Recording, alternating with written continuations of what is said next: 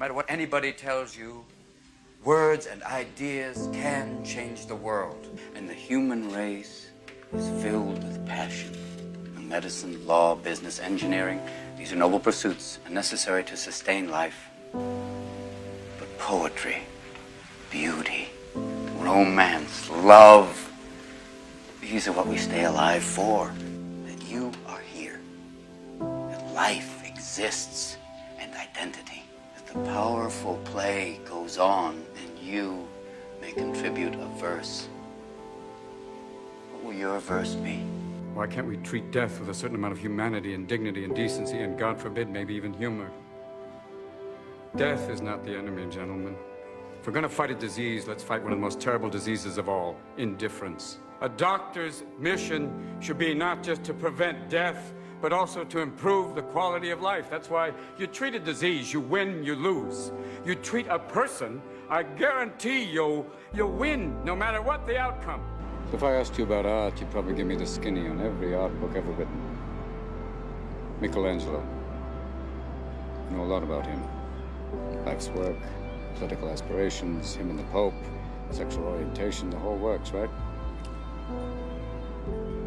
I bet you can't tell me what it smells like in the Sistine Chapel. You've never actually stood there and looked up at that beautiful ceiling, seen that. If I ask you about women, you'd probably give me a syllabus of your personal favorites. You may have even been laid a few times. But you can't tell me what it feels like to wake up next to a woman and feel truly happy. I ask you about war, you'd probably throw Shakespeare at me, right? Once more into the breach, dear friends. But you've never been near one. You've never held your best friend's head in your lap. Watch him gasp his last breath, looking to you for help. I ask you about love, probably quote me a sonnet. But you've never looked at a woman and been totally vulnerable. Known someone that could level you with her eyes. Feeling like God put an angel on earth just for you. Who could rescue you from the depths of hell. And you wouldn't know what it's like to be her angel. Have that love for her be there forever, through anything, through cancer. And you would know about sitting up in a hospital room for 2 months, holding her hand, because the doctors could see in your eyes that the terms visiting hours don't apply to you. You don't know about real loss, because that only occurs when you love something more than you love yourself. I doubt you've ever dared to love anybody that much. You know, as we come to the end of this phase of our life, we find ourselves trying to remember the good times and trying to forget the bad times. And we find ourselves thinking about the future. We start to worry, thinking, what am I going to do? Where am I going to be in 10 years?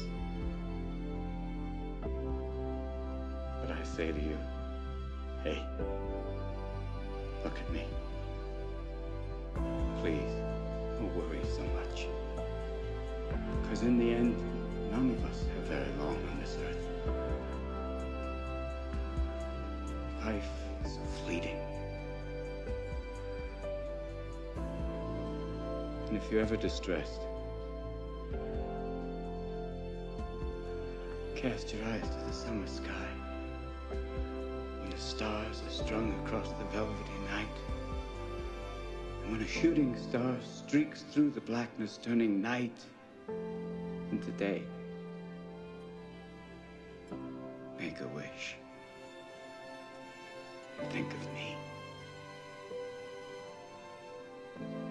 And make your life spectacular.